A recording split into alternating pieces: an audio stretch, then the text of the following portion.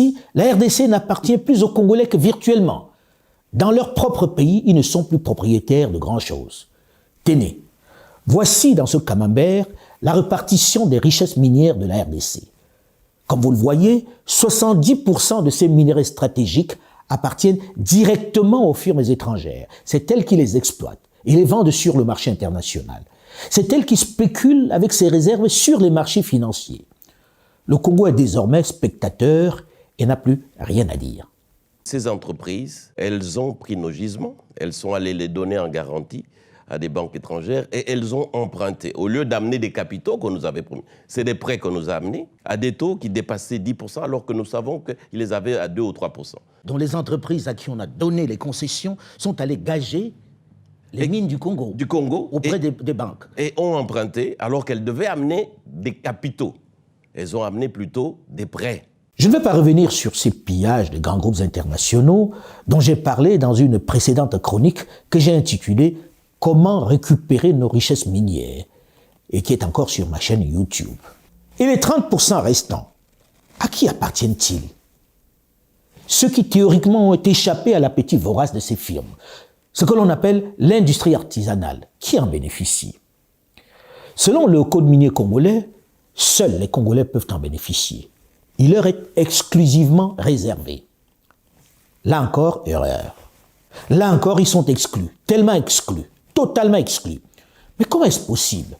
Et là, on tombe des nues en découvrant l'ampleur des vols, du machiavélisme qui prévaut dans ce secteur, qui a priori ne devait profiter qu'aux nationaux.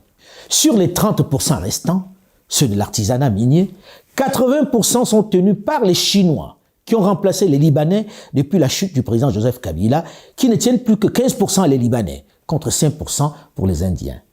Rien pour les Congolais. Des chiffres que, naturellement, certains mettent en doute à Kinshasa. Pour en avoir le cœur net, pour ne pas se contenter de spéculations, nous avons décidé d'aller dans les mines de ces différentes régions de la RDC. Nous nous sommes décidés à aller sur place enquêter, voir comment se partage cette manne naturelle.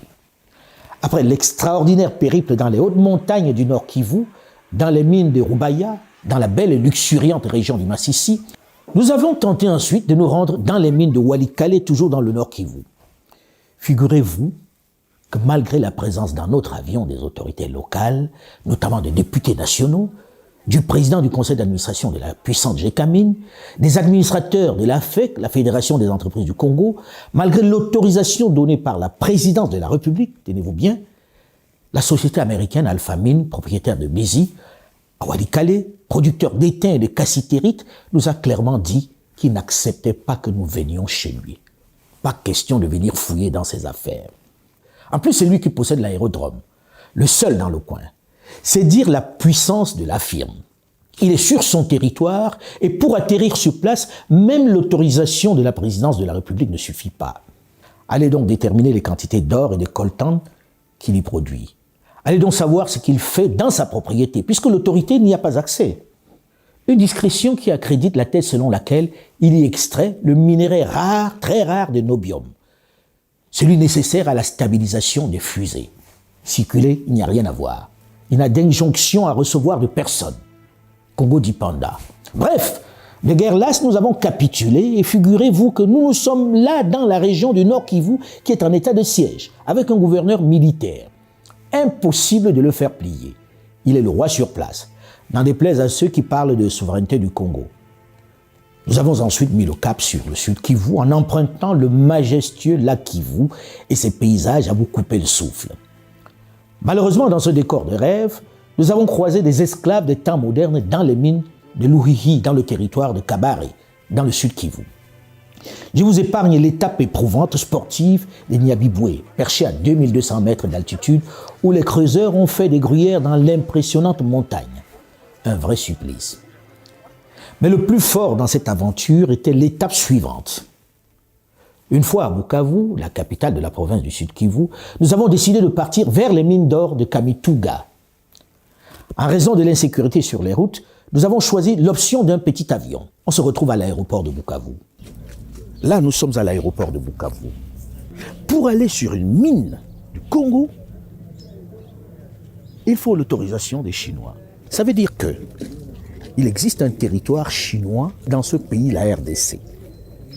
Un territoire chinois tout simplement parce que personne ne sait ce qu'on produit dans ces mines-là, personne ne sait les quantités de minerais que l'on sort dans ces mines-là. Personne ne sait ce qui se passe dans ces camps-là, dans ces mines-là. Ils déclarent ce qu'ils veulent, mais c'est classé en mine artisanale. Dans les statistiques des mines que l'on présente, personne ne peut dire ce qui sort des mines chinoises. Les compagnies occidentales qui ont acheté ici il y a quelques années, qui ont signé ici il y a quelques décennies, les ont toutes vendues à celui qui avait